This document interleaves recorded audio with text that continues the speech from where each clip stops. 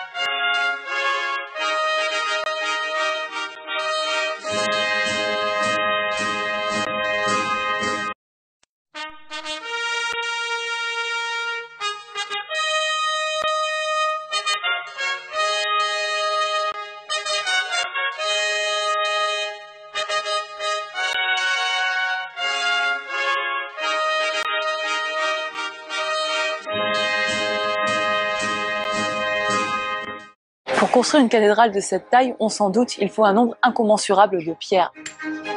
Le choix des carrières est déterminant pour la rapidité du chantier et surtout le coût du chantier.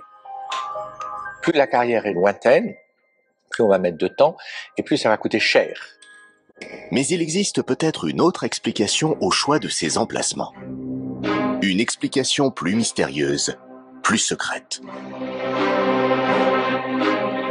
Pour la découvrir, il nous faut remonter beaucoup plus loin dans le temps, dès le IVe siècle de notre ère.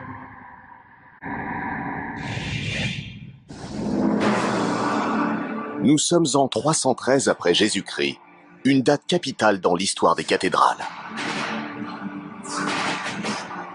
Dans un esprit d'apaisement et de concorde, Constantin Ier va autoriser le culte, le libre culte catholique. Tous les sujets de l'Empire pourront pratiquer la religion qu'ils veulent, honorer le Dieu qu'ils veulent, en toute liberté, où ils le veulent et quand ils le veulent.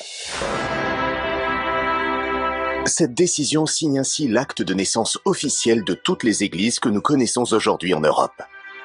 Et parmi elles, bien sûr, la cathédrale. De nombreuses cathédrales, comme celle de Chartres par exemple, sont construites en continuité d'un lieu sacré qui date d'avant le christianisme.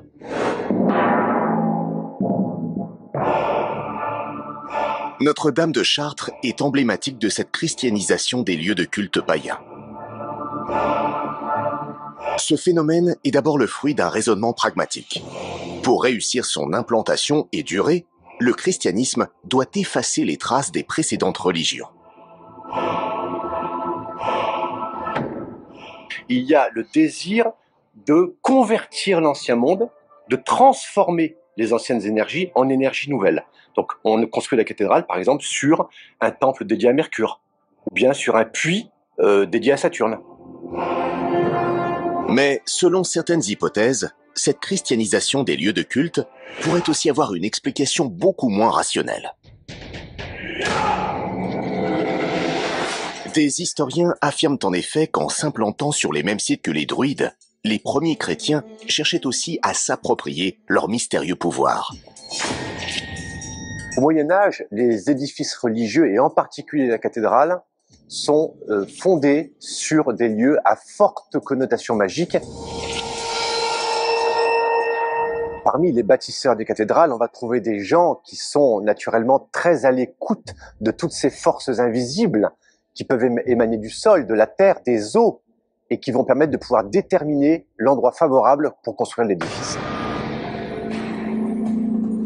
Mais quelles sont ces mystérieuses forces invisibles? D'où viennent-elles et comment se transmettent-elles? Ces forces invisibles, ce sont ces champs telluriques qui sont des courants magnétiques ou électriques qui circulent sous la croûte terrestre. Les anciens ignoraient tout de ces phénomènes, mais certains d'entre eux savaient les déceler et leur prêtaient des pouvoirs magiques.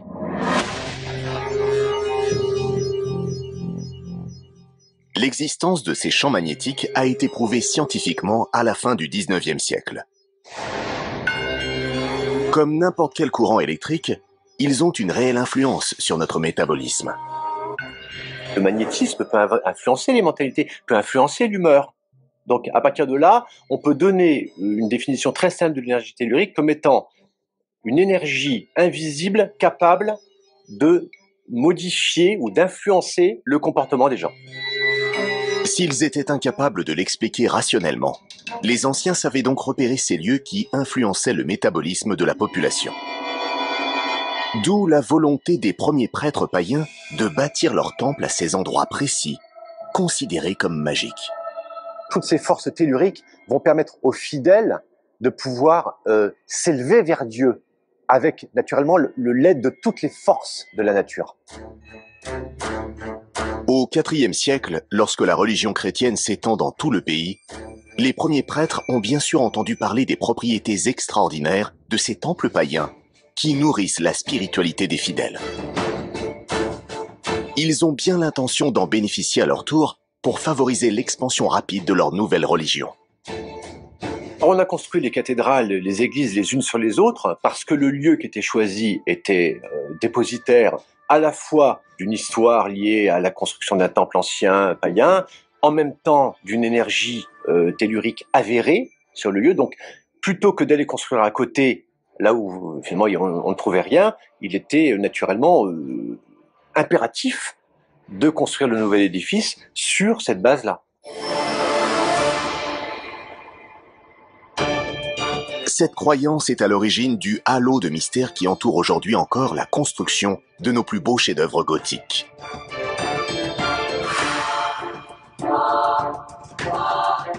Dès l'origine des premiers chantiers, l'imaginaire populaire prête aux architectes de ces projets pharaoniques des connaissances ésotériques. Autrement dit, un savoir secret réservé à un petit cercle d'initiés qui seul peut le décoder. L'ésotérisme, c'est tout simplement la science de ce qui est caché, par opposition à l'exotérisme, la science de ce qui est révélé. Ce savoir secret est capital pour les chrétiens, qui lui dédient un espace mystérieux par excellence dans chacune de leurs cathédrales. Sous la cathédrale se situe un lieu qu'on appelle la crypte, en grec kryptos, ce qui signifie caché, un lieu qui par définition est associé à l'enfer, à la mort. Il est certain que pour le peuple du Moyen-Âge, il y a dans la crypte une fonction magique, une fonction ésotérique qui lui permet de pouvoir rester en communion avec le monde des morts. Si la crypte est associée à la mort, c'est parce qu'elle évoque le tombeau du Christ, la grotte dans laquelle son corps fut déposé après sa crucifixion par les Romains. Mais c'est aussi dans ce tombeau qu'il a ressuscité 3 jours plus tard. Pour les chrétiens, la crypte est donc un lieu de passage énigmatique, une passerelle occulte entre le monde des vivants et celui des morts. Il y a dans ce lieu souterrain tous les éléments qui permettent aux prêtres, aux chrétiens, de pouvoir prendre conscience de la mort et en même temps de se préparer spirituellement à ce voyage initiatique qu'est le voyage vers l'au-delà. À Chartres, la cathédrale possède une crypte aux dimensions extraordinaires, l'une des plus grandes au monde après celle de Saint-Pierre de Rome. C'est vraiment un lieu chargé en énergie, chargé en prière. On est vraiment dans le lieu le plus sacré de la cathédrale. Cette crypte hors du commun mesure 200 mètres de long. Ces 2 galeries desservent 7 chapelles. Et elle n'a pas fini de révéler tous ses secrets. La dernière découverte est même assez récente. Pendant longtemps, à Chartres, on a cru qu'il y avait une seule crypte. Et au début du XXe siècle, on a découvert des vestiges plus anciens. Des vestiges qu'il faut aller chercher encore plus profondément sous la cathédrale. Ils sont d'une importance capitale pour les historiens. Ces vestiges nous permettent de comprendre comment sont construites les cathédrales. On va construire en empilant les églises les unes sur les autres et souvent en augmentant la surface bâtie. L'architecture gothique, dans un certain nombre de cas, va donner une ampleur particulièrement exceptionnelle finalement à ces lieux de culte. En l'occurrence, on sait désormais que pas moins de 5 cathédrales se sont succédées ici. La première, de taille modeste, fut construite dès l'an 350. Elle faisait l'objet d'une ferveur toute particulière, car ses fidèles pouvaient enfin prier librement, sans crainte d'être martyrisés par les Romains. Toujours à Chartres, un autre vestige intrigue lui aussi les historiens, qui s'interrogent encore sur sa fonction exacte. Ce puits est très ancien, il est d'origine celtique, il a 2000 ans. Beaucoup de légendes sont nées autour de ce puits. L'une d'elles dit qu'on a précipité ici les corps des martyrs. La présence de ce puits est la preuve que la toute première cathédrale fut édifiée sur un ancien site païen dont l'histoire a contribué à façonner le mysticisme des fidèles. La crypte de Chartres n'est pas la seule qui nous permette de remonter le temps jusqu'aux origines de la chrétienté.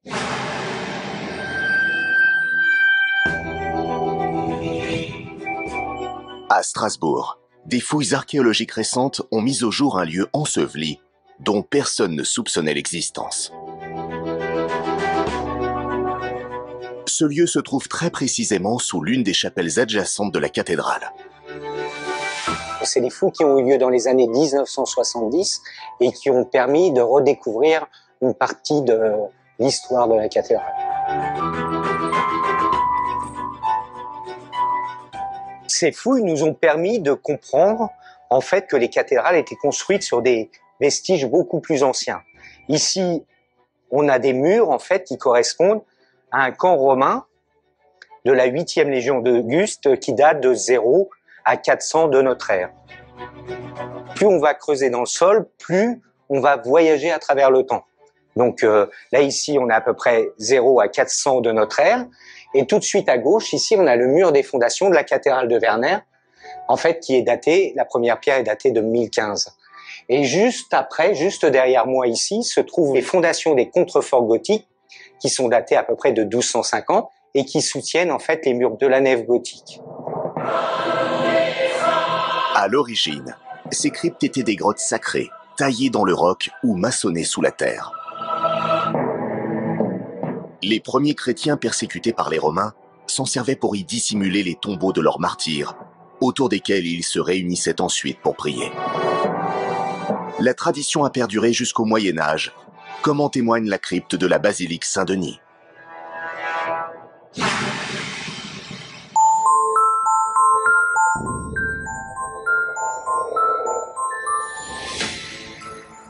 Saint-Denis fait référence à ce saint missionnaire chrétien du IIIe siècle, martyrisé par les Romains. On lui aurait coupé la tête sur la butte Montmartre et il serait venu avec sa tête dans ses mains, conduit par un ange et une lumière céleste, jusqu'ici, à cet endroit où on a construit par la suite une première église au IVe siècle qui a donné lieu ensuite à l'enterrement des rois et des reines de France. Il y a chez les rois de France, notamment à partir de Charles Martel, le désir de se faire enterrer à Saint-Denis, tout simplement parce que se faire enterrer à côté d'un saint qui a une telle notoriété dans le peuple français, c'est montrer aussi la volonté du roi d'incarner la vraie foi, et puis, très certainement, donner la possibilité au peuple d'imaginer que ce roi-là, enterré proche d'un saint, pourra accéder aussi au paradis directement. Parce qu'on la croyait chargée d'énergie mystérieuse attestant de la présence de Dieu, la crypte était naturellement le meilleur endroit où leur offrir la garantie d'un repos éternel. Alors nous sommes ici dans la crypte archéologique de la basilique de Saint-Denis, près de la fosse où a été inhumé Saint-Denis, et autour de cette fosse, des rois et des reines se sont fait inhumer ad sanctos, au plus près du saint, dans l'espoir d'accéder au paradis. Au fil des siècles, tous les Capétiens, soit 42 rois, 32 reines, 60 princes et princesses, ainsi qu'une dizaine de serviteurs de la monarchie, trouveront le repos éternel ici. Lorsque la crypte sera pleine, la tradition se perpétuera dans l'imposante nécropole qui la surplombe, à l'intérieur même de la basilique. La destinée de Saint-Denis était de rassembler toutes ces familles royales pour manifester de façon concrète la continuité de la royauté en France. Quand on visite encore aujourd'hui cette abbatiale, on en a la démonstration évidente avec tous les gisants qui récapitulent des siècles d'histoire. Ce mysticisme qui imprègne les fondations même des premières cathédrales est indissociable de leur construction. Une construction à l'origine d'une étonnante légende, un mythe tenace selon lequel la franc-maçonnerie serait née au début de l'âge d'or des cathédrales dès le XIe siècle. Si l'on en croit cette hypothèse, les francs-maçons seraient même les véritables architectes de tous les plus grands chefs-d'œuvre de l'art gothique. C'est une hypothèse tout à fait étonnante parce que, en fait, la première loge maçonnique au sens moderne du terme ne naît qu'en 1717 à Londres.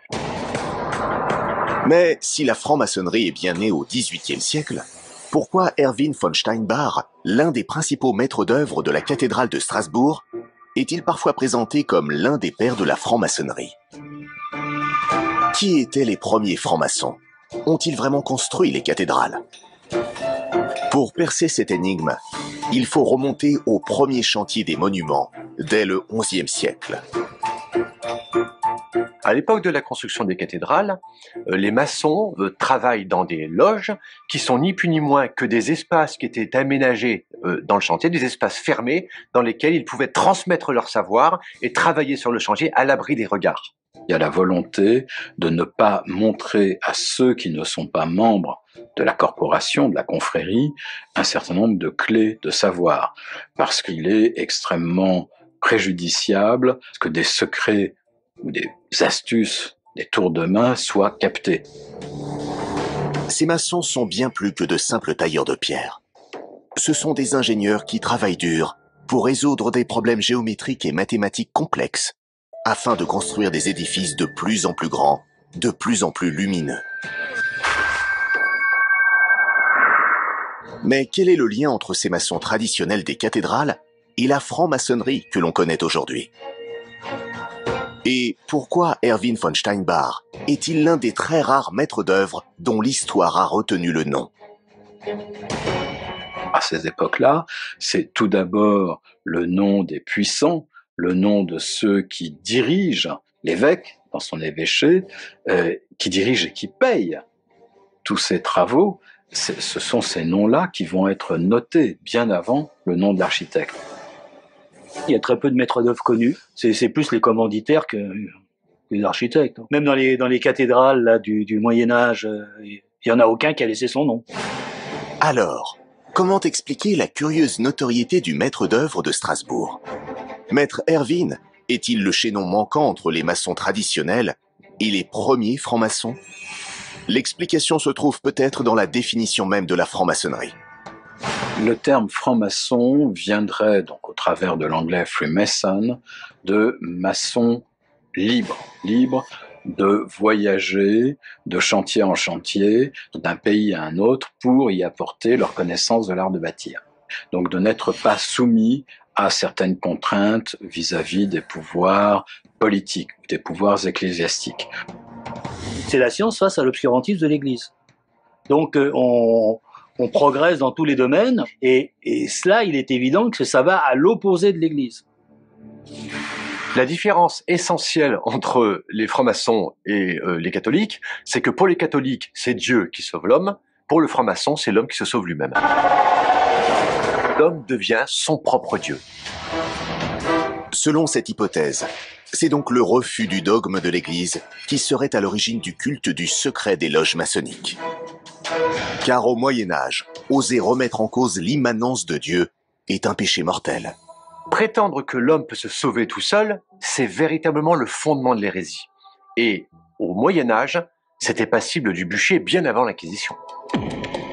En cette fin du XIe siècle, pour un maçon comme Maître Erwin, il est donc impossible d'afficher ostensiblement ses convictions. D'autant que tous les maçons ne sont pas forcément des francs-maçons. le risque d'une trahison est permanent. Pour éviter de mettre leur vie en danger, les adeptes de ce courant de pensée contestataire sont donc contraints d'adopter un langage ésotérique très codifié qu'ils sont les seuls à pouvoir décrypter sur les murs des cathédrales gothiques. Les francs-maçons, pour échapper au contrôle de l'Église, vont avoir une idée qui est tout à fait géniale. Ils vont reprendre tous les codes et symboles des chrétiens et des catholiques en les détournant à leur propre compte. Mais quels sont ces symboles? Le triangle, qui représente évidemment Dieu, la Trinité, ça évidemment c'est présent dans les églises. Chez les maçons, ça peut aussi évidemment représenter la droiture, la précision. Donc en fait, les francs-maçons comme l'Église vont prendre des symboles qui sont présents dans la Bible et simplement à un moment donné, les explications qu'ils vont en donner, l'amplification qu'il va y avoir autour de cette symbolique va prendre une coloration proprement maçonnique ou proprement catholique. Les francs-maçons, par exemple, vont utiliser l'équerre avec la pointe vers le bas, qui est exactement le symbole inverse du symbole trinitaire catholique. Donc ce symbole d'équerre vers le bas, c'est un symbole d'antichristianisme. De la même façon, le cercle, pour les chrétiens, c'est la figure la plus parfaite. C'est une figure qui exprime vraiment l'unité de Dieu. Les francs-maçons, eux, vont représenter le compas pour bien montrer que c'est l'homme qui trace le cercle sur le plan des cathédrales et pas Dieu. Ce serait donc par crainte des représailles de l'Église que les premiers francs-maçons auraient formé une société occulte, au langage incompréhensible, pour qui ne possède pas la clé de décryptage. Mais pour qui savait les repérer, de nombreuses traces de ce savoir ésotérique étaient autrefois visibles derrière les colonnes, sur les vitraux, ou encore dans la statuaire des cathédrales gothiques. La plupart des signes inscrits par les maçons dans les cathédrales ont disparu à la Révolution. Mais il en reste quand même quelques-uns, notamment les signatures laissées par les tailleurs de pierre, qui sont une infinité de petits symboles. Chacun avait sa manière de signer, et ce sont des codes qu'on retrouve dans la franc-maçonnerie. Ces fameuses signatures des tailleurs de pierre seraient donc autant de preuves que la franc-maçonnerie est bel et bien née dès le XIe siècle, et qu'elle se serait développée tout au long de l'âge d'or des cathédrales. Mais les francs-maçons n'ont rien inventé avec leur langage codifié. Les premiers chrétiens eux-mêmes avaient recours à ce type de procédé pour échapper à la persécution des Romains. Et ça, nous le savons grâce au carré de Sator, une pierre mystérieuse appelée aussi carré magique. On retrouve ce carré magique dans plusieurs cathédrales. À Chartres, par exemple, il se trouve un carré magique dissimulé au fond d'un puits qui est inaccessible au public. On sait que cette pierre est précieuse, que cette pierre, il va falloir la faire parler. Pour cela, nous nous rendons à Rochemaure, un petit village ardéchois situé à quelques encablures de Montélimar, où a été retrouvé un carré magique bien visible et particulièrement bien conservé au milieu du XIXe siècle. Dans ce carré magique, on trouve les mots suivants. Sator, Arepo, Ténet, Opéra, Rotas. Grosso modo, ça veut dire le maître d'œuvre détient le secret des lignes ou des cercles. Et ça peut se lire dans un sens ou dans l'autre. Qu'ils se lisent de gauche à droite, de droite à gauche ou de bas en haut, l'ordre des lettres reste identique. On appelle ça un palindrome. Une figure de style qui, selon certaines hypothèses, permettrait de dissimuler d'autres messages plus énigmatiques. Si on mélange les lettres, on a aussi Paternoster, qui est le début du Notre Père chrétien, et les lettres A et O qui reviennent deux fois, A et O étant l'alpha et l'oméga, le symbole du Dieu catholique. Car chaque ligne du carré de Sator ferait donc directement référence au Dieu des évangiles. On y a lu Paternoster, on y a lu « Je suis celui qui était, qui est, qui sera Le laboureur maintient la rotation du monde, c'est Dieu qui mène le monde, on peut y dire quantité de choses. C'était en fait un carré magique qui servait de symbole chrétien caché, occulte. C'est-à-dire que pour ne pas montrer le symbole de la croix, il y avait ce carré Sator dans lequel donc le mot Ténet dessine justement une croix avec ses 4 T, le Tau étant donc un des symboles de la croix. Des dizaines de chercheurs ont tenté de trouver la signification exacte des 5 inscriptions latines représentées. Selon certains d'entre eux, par exemple, le N inversé ferait référence au poisson, l'un des premiers symboles chrétiens. Mais cette interprétation ne fait pas l'unanimité. On va pouvoir, à partir des mots, nous mettre un carré magique à la sauce religieuse, chrétienne, catholique. On oubliera, dans ces cas-là, que Pompéi avait 2 carrés magiques et bien avant qu'apparaisse la religion. Si ce carré magique caché dans certaines cathédrales intrigue autant les archéologues et les historiens, c'est parce que personne à ce jour n'a réussi à casser le code secret qui permettra de le décrypter. Ce qui est troublant à propos de ce carré, c'est qu'on le retrouve un peu partout. Alors, est-ce qu'il y avait un message aux générations futures? C'est fort possible. Et les chrétiens ne sont pas les seuls à être subjugués par cette pierre. Une autre corporation très mystérieuse s'en est aussi beaucoup inspirée. Cette corporation, c'est celle des alchimistes. Le carré magique a toujours eu une connotation ésotérique. On disait que ça empêchait les femmes de faire des fausses couches, par exemple, ou que ça donnait des pouvoirs extraordinaires. Les portes vont s'ouvrir grand pour aller dans le domaine du fantastique, de l'imaginaire. On va pouvoir fantasmer là-dessus. Au Moyen-Âge, les alchimistes ont l'ambition de découvrir l'un des secrets les plus convoités de l'humanité. Une formule qui permettrait de changer le plomb en or. L'énigmatique carré de Sator aurait-il joué un rôle dans cette quête?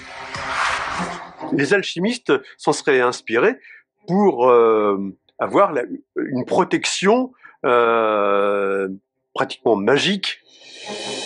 Le carré de Sator était un talisman, un pentacle, leur permettant, comme une prière, de pouvoir réaliser la pierre philosophale.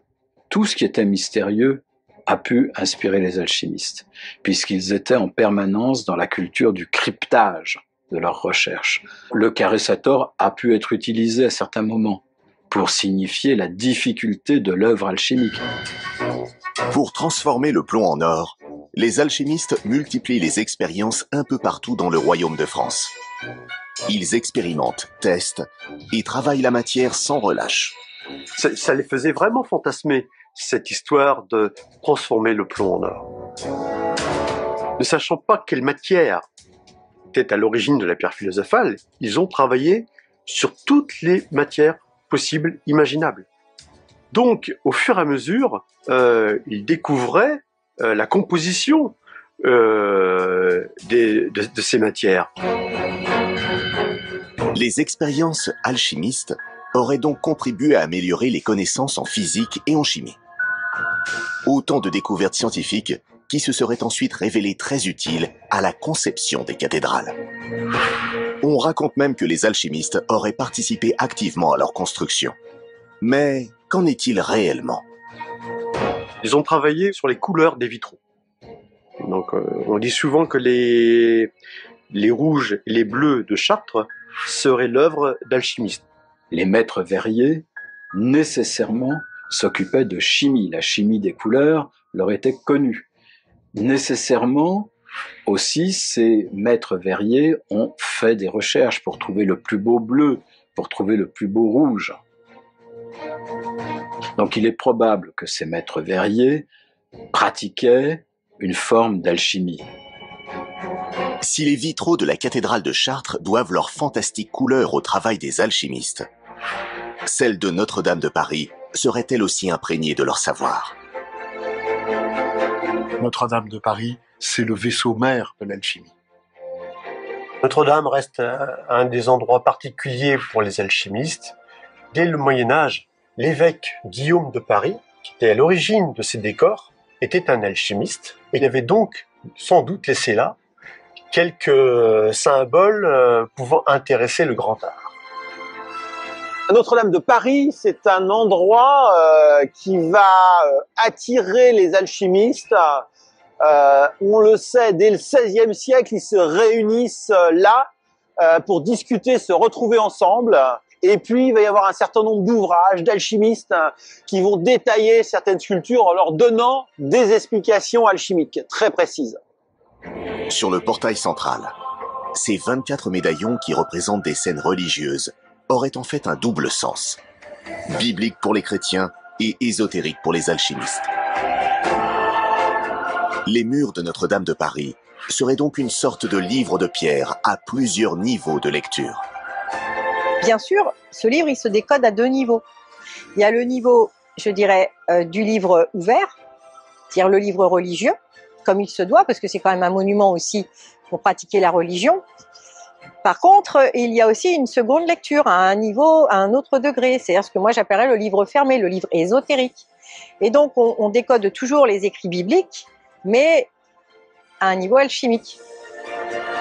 Une cathédrale est là pour sauver les hommes, et en plus, on y mettait des symboles alchimiques, presque comme une prière, en disant, vous voyez, si vous réussissez à trouver le mystère de l'alchimie, comme pour une prière, vous réussirez peut-être aussi à sauver votre âme de cette façon. Vous avez par exemple sur la porte centrale, la porte du Christ, des médaillons de chaque côté de l'entrée qui représentent les vices et les vertus. Mais les alchimistes ont dit, voilà, il y a un autre niveau de lecture. Ici, chaque symbole aurait donc un sens caché. Cet oiseau, par exemple, symboliserait la première étape que les alchimistes doivent entreprendre pour trouver la pierre philosophale. À l'image de Notre-Dame de Paris, toutes les cathédrales gothiques de France seraient ainsi de gigantesques traités d'alchimie gravés dans la pierre. En réalité, cette fascination des francs-maçons et des alchimistes pour les cathédrales s'inscrit dans une tradition du secret initiée par les chrétiens eux-mêmes. Car pour élaborer les plans de leur cathédrale gothique, les premiers maîtres d'œuvre se sont directement inspirés d'une église fantasmée, un chef-d'œuvre décrit dans la Bible que Dieu lui-même aurait dessiné. L'Apocalypse de Saint Jean va énormément alimenter l'imaginaire des bâtisseurs de cathédrales. On va trouver énormément de chiffres, de mesures qui correspondent exactement à ce qu'on trouve dans la Jérusalem céleste de l'Apocalypse. L'un des modèles de la construction, c'est la Jérusalem céleste, qui descend du ciel dans toute sa perfection et qui s'implante sur la terre. Cette Jérusalem céleste a obsédé tous les concepteurs de cathédrales gothiques qui voulaient la reproduire fidèlement sur Terre. C'est elle qui les a convaincus d'utiliser massivement la croisée d'ogives pour soulager les murs, afin de les remplacer par de luxueux vitraux qui inondent la nef d'une lumière féerique, inconnue jusque-là dans les églises romanes. Dans la Bible, la Jérusalem céleste, cette vision du paradis, est décrite comme une ville de joyaux, de pierres précieuses, et donc toutes ces couleurs chatoyantes vont reproduire l'image de cette cité merveilleuse, cette cité paradisiaque. Il y a quelque chose de l'ordre du désir, très profondément incarné dans la description des murs, dans la description de la lumière qui embrasse cet édifice. Et c'est pour cette raison que la Jérusalem céleste de l'Apocalypse va devenir le modèle par excellence de la cathédrale. Cette Jérusalem céleste de l'Apocalypse n'est pas qu'une allégorie. Les architectes du Moyen-Âge sont persuadés que les cotes très précises mentionnées dans le texte sacré sont la clé qui leur permettra de la réaliser. Encore faut-il pouvoir en décoder la symbolique quasi métaphysique.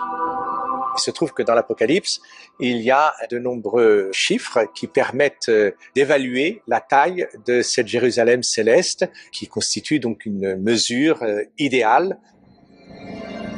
On va avoir le chiffre 40, qui est l'addition de 28 cycles lunaires et de 12 cycle solaire. Et ce chiffre 40, on le retrouve par exemple dans les 40 piliers de la cathédrale de Reims, ou bien dans la longueur du transept de Notre-Dame de Paris. Bien sûr, il est impossible de construire une cathédrale uniquement sur la base de quelques valeurs mentionnées dans l'Apocalypse de Saint Jean. On essaye malgré tout d'avoir un espace presque magique, presque, dirions au moins féerique, dématérialisé, pour montrer qu'on est déjà un petit peu dans l'au-delà, qu'on est dans le monde de l'Église, E majuscule, et puis tout à fait sur Terre. Paradoxalement, au Moyen-Âge, la manifestation la plus évidente de cette volonté de se tourner vers les cieux passe largement inaperçue aux yeux des fidèles. Et pour cause, on ne dispose pas à l'époque des moyens de survoler les édifices pour admirer leur structure identique, parfaitement visible depuis le ciel, en forme de croix. Comme un message adressé directement au Créateur, le seul à pouvoir l'apercevoir depuis son trône céleste. Le plan le plus commun pour les cathédrales, c'est ce qu'on appelle la croix latine, avec un chœur, un transept saillant, une nef avec une façade plus ou moins développée, qui permet à la cathédrale d'avoir la forme de la croix du Christ. Cette croix latine, plantée partout en Europe comme autant de preuves d'un christianisme triomphant, est loin d'être la seule référence mystique des cathédrales. Officiellement, l'orientation de ces bâtiments serait le fruit du hasard. Les architectes se seraient uniquement préoccupés de dompter les obstacles naturels pour décider de la direction et de l'exposition de chaque édifice. Mais une fois encore, cette théorie ne fait pas l'unanimité. L'orientation de ces prodigieuses constructions minérales dissimulerait au contraire une signification précise, une sorte de formule secrète qui permettrait au soleil de transcender le monument. Le lieu de culte chrétien, cathédrale ou autre type d'église, est toujours orienté au sens propre du terme, c'est-à-dire tourné vers l'Orient et non pas vers Jérusalem. Et cette orientation est fondamentale pour comprendre toute la symbolique du bâtiment. On part de l'ouest, l'entrée, le massif occidental, donc le soleil couchant, la fin du monde, la fin du jour. Et on va remonter de l'ouest vers l'est, c'est-à-dire de la fin vers le début. Le soleil va se lever sur le chœur et toute la journée va tourner sur cette grande baie complètement ouverte qui vont illuminer la cathédrale. Et ça fait allusion à ce moment-là à un cycle qui passe par la mort, mais qui de la mort conduit à nouveau à la vie. Et le matin, quand le soleil se lève, on célèbre la résurrection. Cette exposition d'est en ouest permet de magnifier les vitraux les plus importants situés à chaque extrémité du bâtiment. Notamment le plus remarquable d'entre eux, la splendide rosace. La façade, elle est éclairée par le soleil couchant et donc souvent on profite de cela pour mettre dans les programmes iconographiques un jugement dernier, un apocalypse qui justement va rougeoyer en quelque sorte avec le soleil couchant qui va évoquer la fin des temps.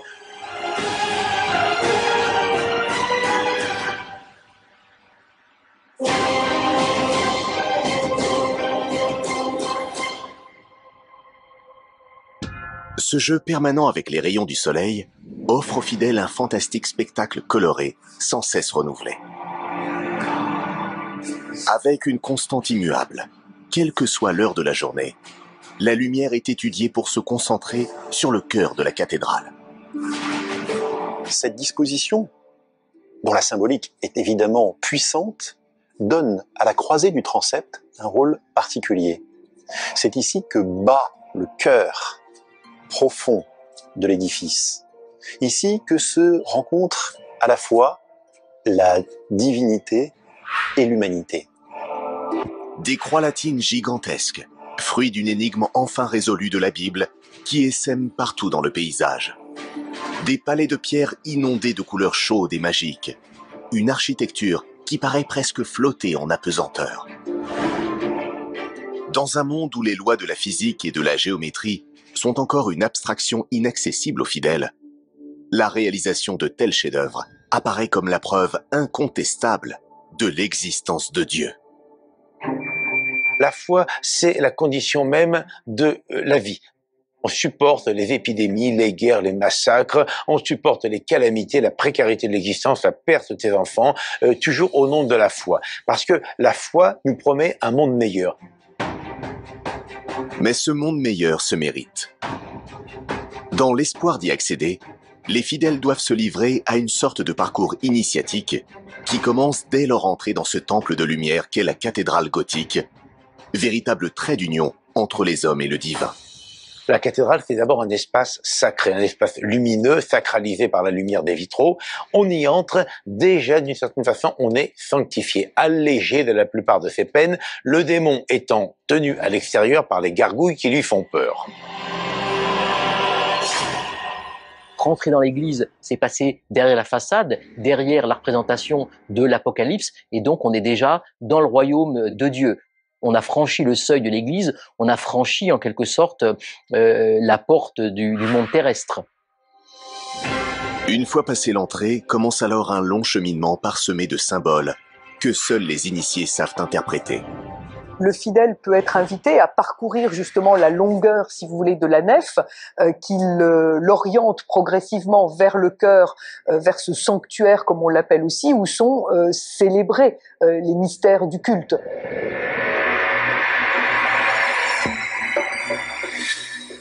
L'une des pièces maîtresses de ce parcours initiatique que chaque fidèle effectue en entrant dans la cathédrale, c'est bien sûr le labyrinthe dessiné sur le sol, directement inspiré de la mythologie païenne. Le labyrinthe médiéval que l'on trouve sur les pavements des églises et qui est parcourable matériellement à pied, trouve son origine dans le labyrinthe de la mythologie grecque. Dédale, constructeur de ce labyrinthe, y enferme le Minotaure, un monstre assoiffé de sang qui se nourrit de chair humaine. Un jour arrive Thésée, le fils d'un roi, qui fait partie de ceux qui devaient être sacrifiés, dévorés par le monstre. Mais il arrive à le tuer, et il ressort, grâce au fil d'Ariane, ce moyen de sauver sa vie en ressortant du Dédale. Comme les anciens lieux de culte, le thème du labyrinthe a donc lui aussi été christianisé. Mais la mystique demeure la même. Celui qui réussira à en sortir sera sauvé.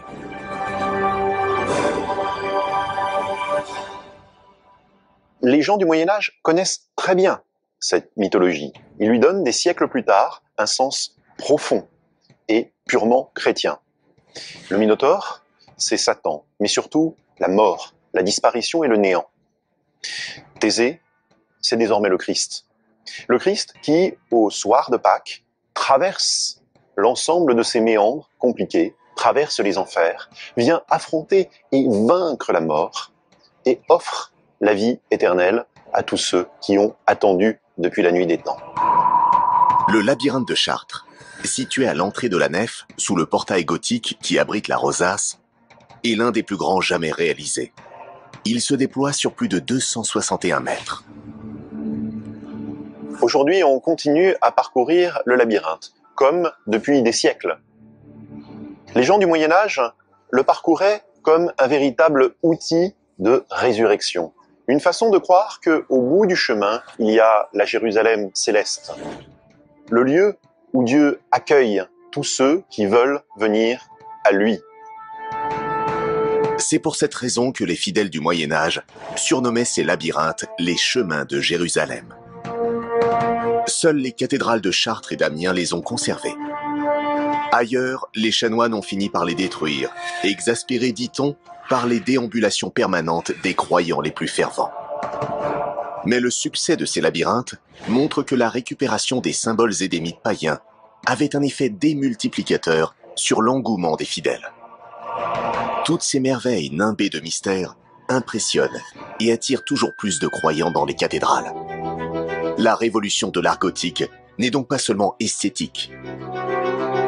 Sous l'impulsion des évêques qui ont besoin d'argent pour financer leurs travaux démentiels, la liturgie, c'est-à-dire la façon de célébrer l'office au cœur de la cathédrale, évolue sensiblement elle aussi.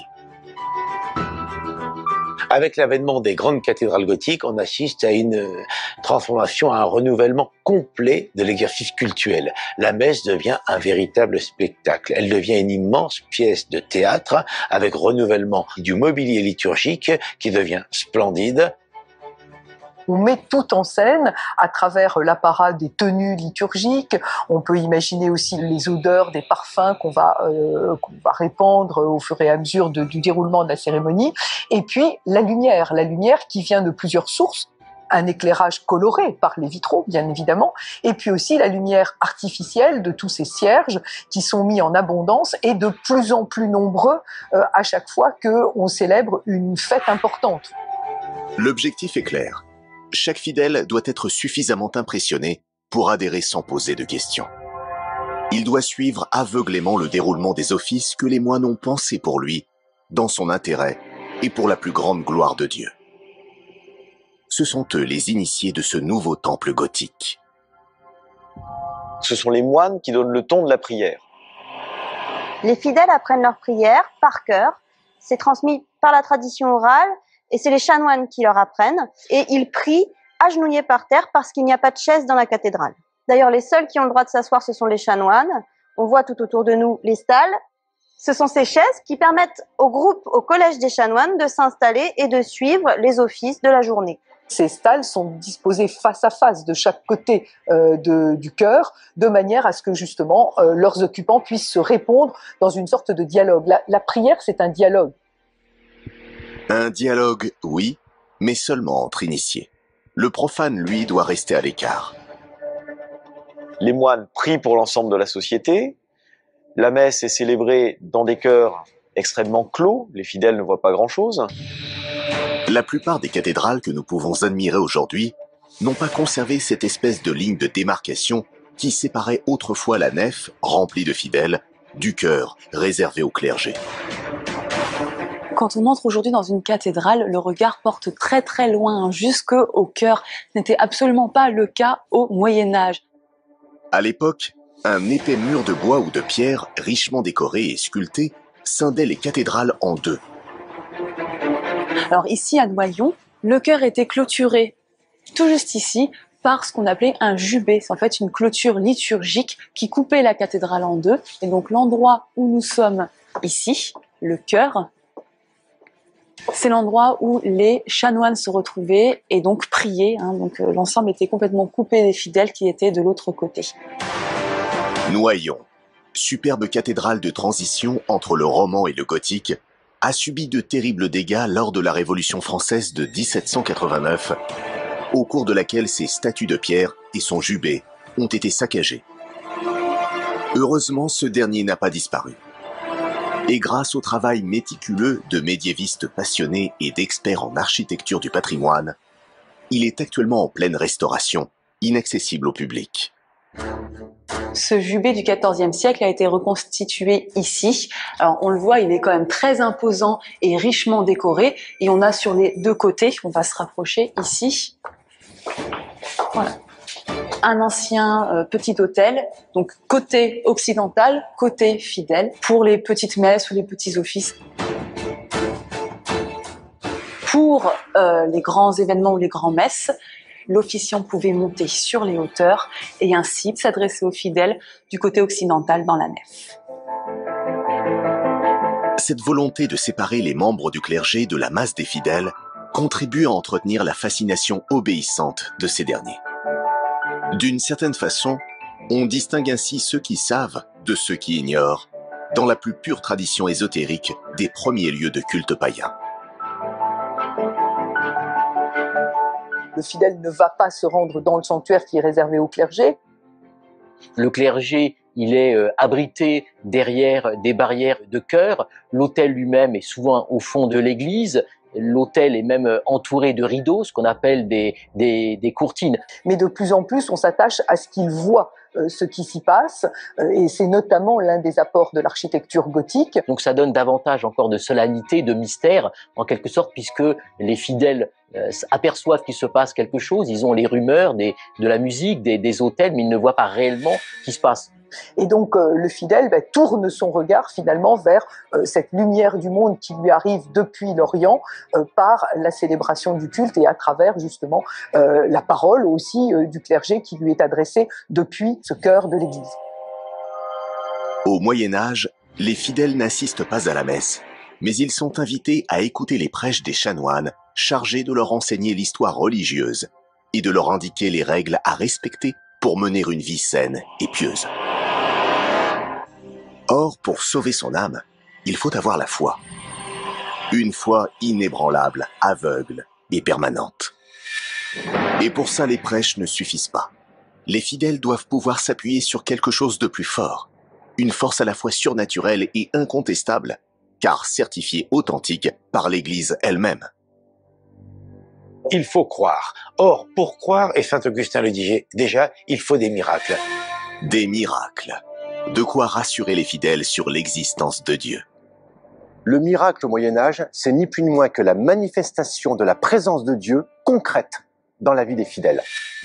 Et de quoi rassurer l'Église sur sa capacité à susciter l'adhésion du plus grand nombre.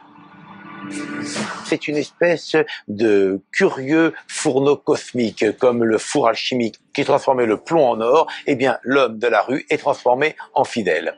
Ça va naturellement alimenter l'imaginaire populaire et surtout exalter la ferveur des fidèles. Au temps des cathédrales, les miracles ne sont pas vraiment une nouveauté. Les miracles font partie du quotidien au Moyen-Âge. On n'a pas, comme aujourd'hui, la distinction entre rationnel et irrationnel, sacré et profane, et donc ils font tout simplement partie de la vie. L'exemple le plus célèbre de cette présence des miracles dans la vie quotidienne des hommes et des femmes de cette époque, c'est bien sûr la guérison d'une vilaine maladie de peau infectieuse, d'origine tuberculeuse, qui touche aussi bien les plus riches que les plus démunis. Alors, il y a un miracle médiéval qui est constant, pérenne, et qui est le fait des rois. C'est que par simple imposition des mains, ils guérissent de cette cruelle maladie qu'on appelait les écrouelles. Ce toucher royal, capable de venir à bout des plaies purulentes, est reconnu par l'Église comme un miracle. Pourtant, le clergé se montre très prudent dès qu'on parle de phénomènes surnaturels. Exactement comme aujourd'hui, à Lourdes par exemple, l'Église catholique qui admet très peu de miracles est quand même obligée d'en accepter plusieurs dizaines, c'est-à-dire des raisons inexplicables. On trouve bien sûr des guérisons de maladies, à la fois des paralytiques, des muets, également un certain nombre de personnes qui reviennent des frontières de la mort, des personnes très gravement malades ou qui étaient victimes d'un accident qui aurait dû être mortel. Au XIIIe siècle, en matière de miracles, la cathédrale de Chartres a une réputation qui dépasse largement nos frontières.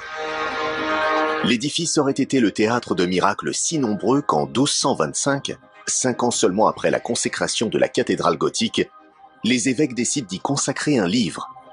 L'ouvrage, entièrement manuscrit à l'époque, recense minutieusement les cas les plus remarquables. À Chartres, on a conservé du XIIe le livre des miracles, qui va s'appeler donc les 32 miracles de Notre-Dame, et qui va raconter des phénomènes surnaturels survenus pendant la construction.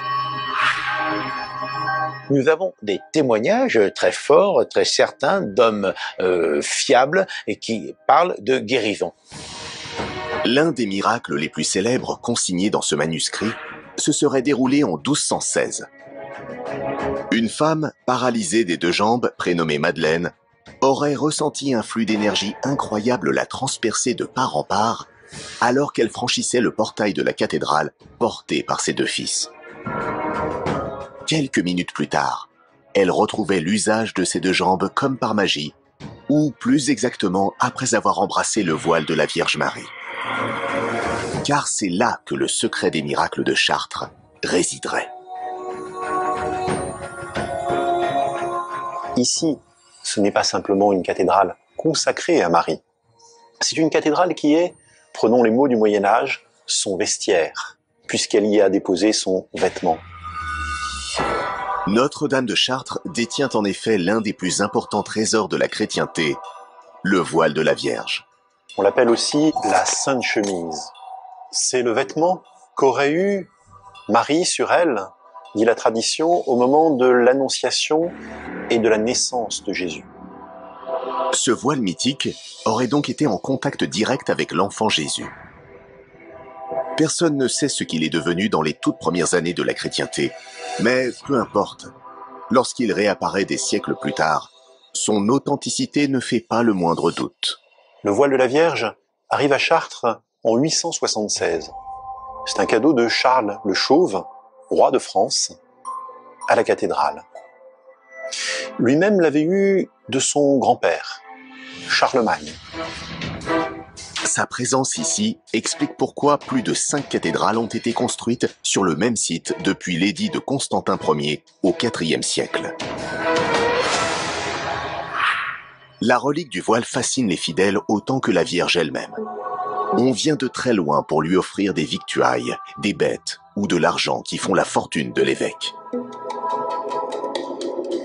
L'Église rencontre un grand succès dans la mesure où pratiquement tous les habitants, quand ils ne sont pas juifs, quand ils ne sont pas musulmans, mais il n'y en a pas beaucoup en Occident, sont chrétiens. Nobles ou roturiers, riches ou pauvres, tout le monde veut faire son pèlerinage à Chartres une fois dans sa vie, dans l'espoir d'être à son tour le bénéficiaire d'un miracle de la Vierge.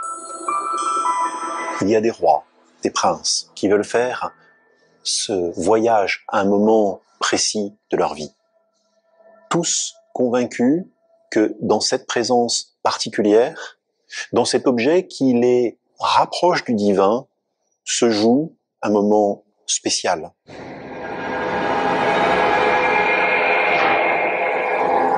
Si tous les miracles de Chartres sont attribués à la Vierge Marie, tous ne sont pas le fruit d'un contact avec la relique du voile.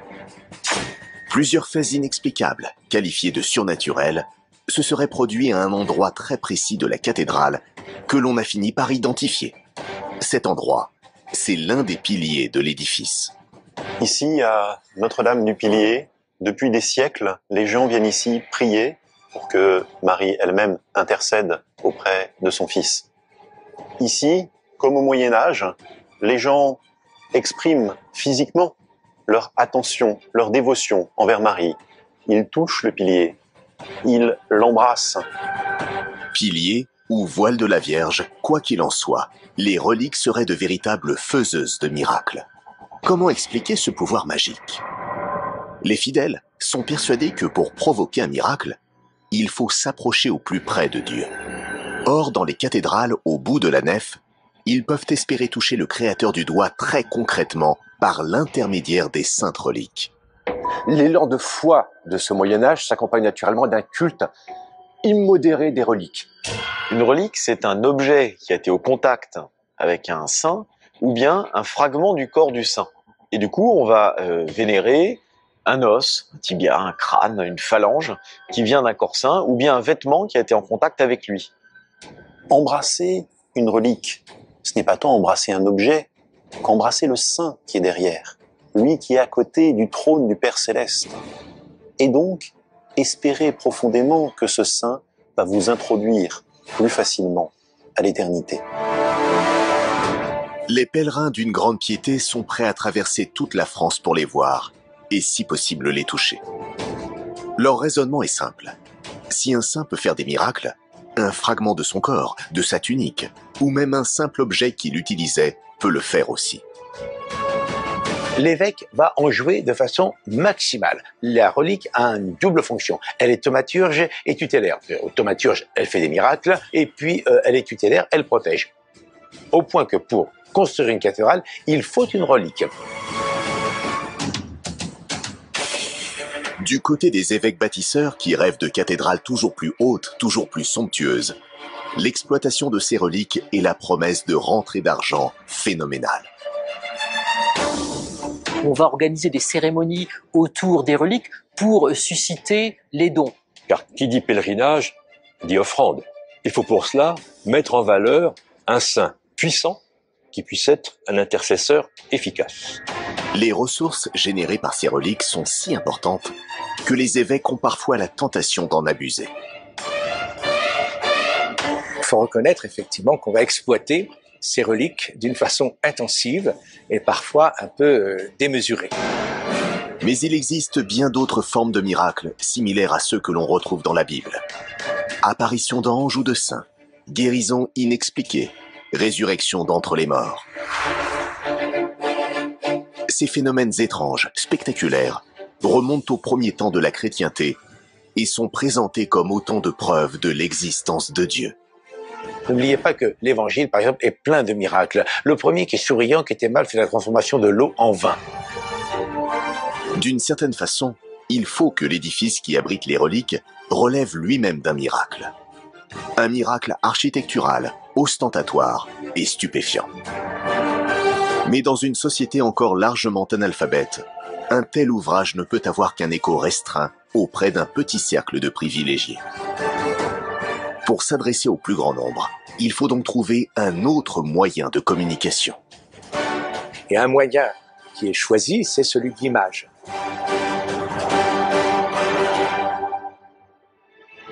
L'image permet effectivement de parler autant aux lettrés qu'aux illettrés. Les cathédrales au Moyen-Âge, c'est un livre de pierre.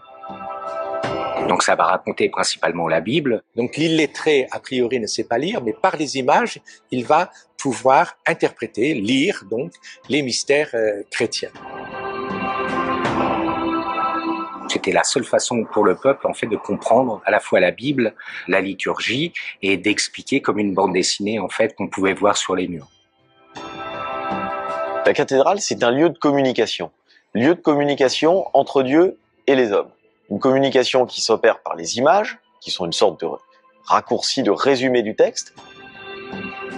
Donc si on regarde bien dans les détails, dans les descriptions, c'est très fourni et ça permettait d'alimenter l'imaginaire de la population de l'époque. En plus du magnifique ouvrage qu'il aurait consacré, les miracles de Chartres font ainsi partie intégrante du décor grandiose de la cathédrale. Ils sont tous rassemblés sur un admirable panneau de verre coloré, connu sous le nom de vitrail des miracles. Ce vitrail des miracles de Notre-Dame essaye de mettre en scène un certain nombre de faits étonnants qui ont eu lieu dans les décennies qui ont précédé la construction de la cathédrale ou au cours du chantier. Ce vitrail est remarquable, car c'est l'un des tout premiers dans l'histoire des cathédrales à traiter du thème des miracles. À l'époque, une telle réalisation fascine les foules non seulement par la nature de son message, un prodige qui prouve l'existence de Dieu, mais aussi par sa beauté époustouflante. En fait, l'émerveillement des fidèles provoqué par l'abondance de couleurs étincelantes commence même à l'extérieur de la cathédrale, sur le parvis. Car au Moyen-Âge, les façades des cathédrales ne ressemblent pas du tout à celles que nous connaissons aujourd'hui. Aujourd'hui, on voit ces cathédrales immaculées, toutes blanches, et on les imagine de la sorte au Moyen-Âge, alors qu'il n'en était rien en fait. À l'extérieur, toutes les statues étaient peintes. C'est ce qu'on redécouvre maintenant, on l'avait un petit peu oublié. Ces cathédrales, elles étaient parées de couleurs extrêmement chatoyantes qui pourraient même aujourd'hui nous sembler criardes, tant elles étaient denses en matière. Et des nettoyages, comme ceux de la cathédrale d'Amiens, ont permis de retrouver la polychromie, la couleur originelle, la peau en quelque sorte même, de l'édifice primitif. Les travaux de restauration de la cathédrale d'Amiens se sont déroulés dans les années 90. Grâce aux nombreuses traces de pigments retrouvées sur certaines statues, les experts ont pu reconstituer l'incroyable spectre de couleurs utilisé par les peintres de l'époque. Une amplitude aussi chamarrée que celle d'un arc-en-ciel.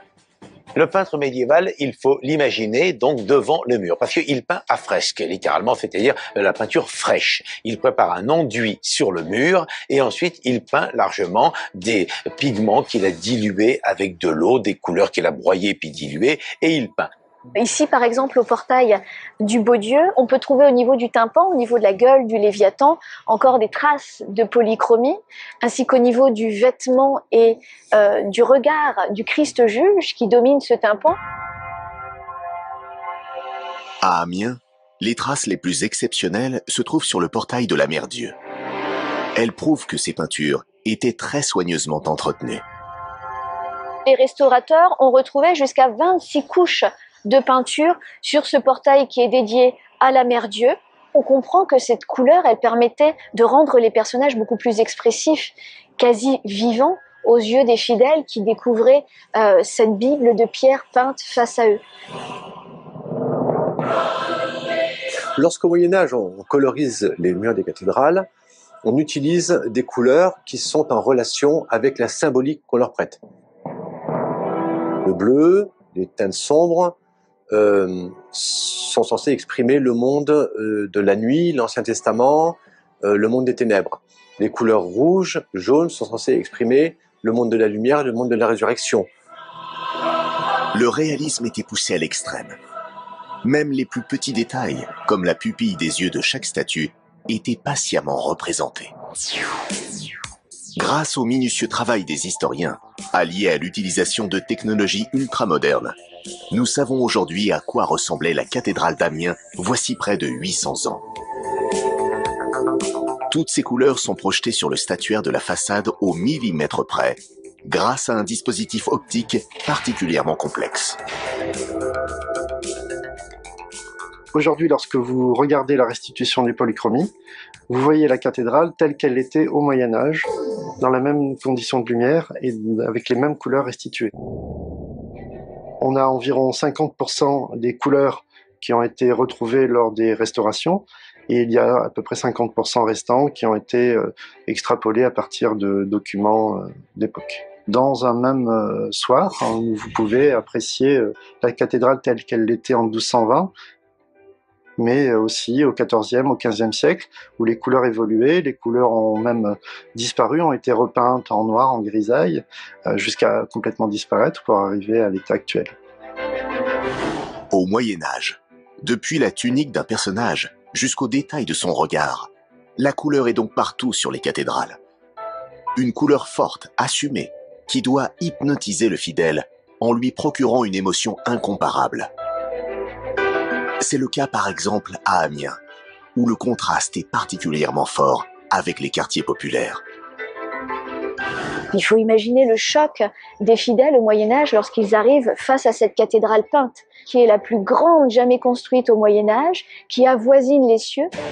À Amiens, comme à Laon, Noyon, Paris ou encore Chartres, ce choc émotionnel et visuel provoqué par les cathédrales gothiques est une bénédiction pour le clergé.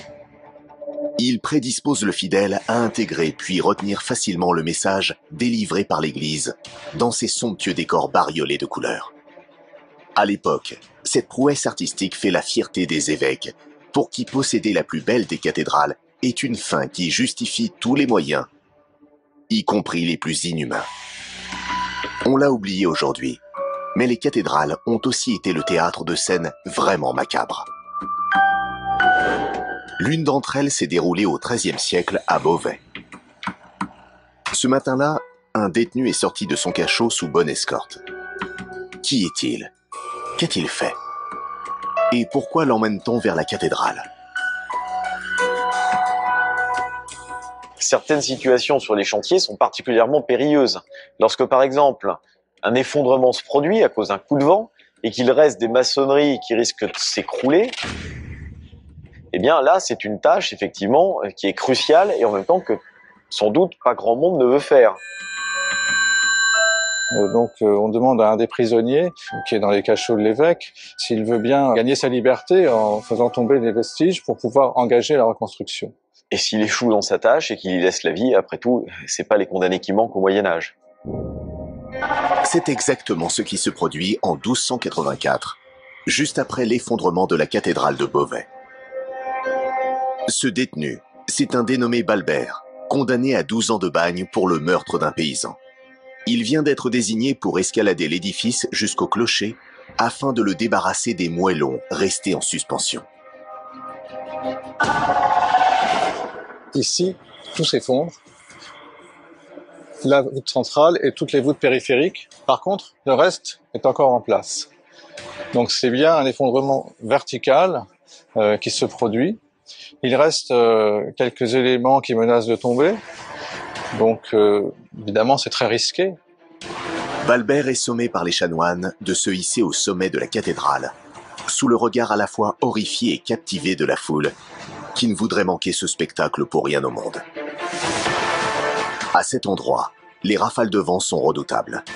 Ce sont elles d'ailleurs qui sont responsables de l'effondrement de la cathédrale.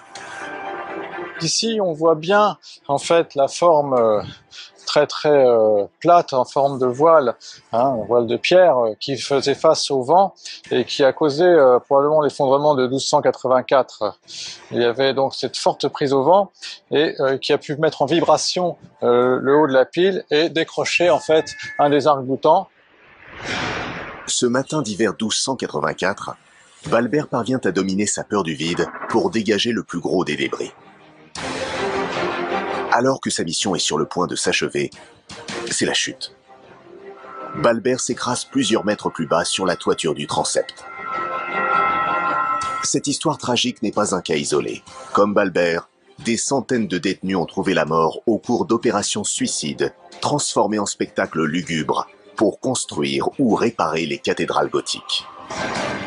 Des spectacles indignes, dont l'Église aurait sans doute aimé ne laisser aucune trace. Malheureusement, les recherches des historiens confirment sans le moindre doute la réalité de ces pratiques au Moyen-Âge. Mais pour bien d'autres légendes liées à ces édifices, comme l'intervention supposée des francs-maçons ou des alchimistes, le mystère reste entier. La preuve, s'il en était besoin, que ces fantastiques vaisseaux de pierre et de verre sont encore loin d'avoir livré tous leurs secrets.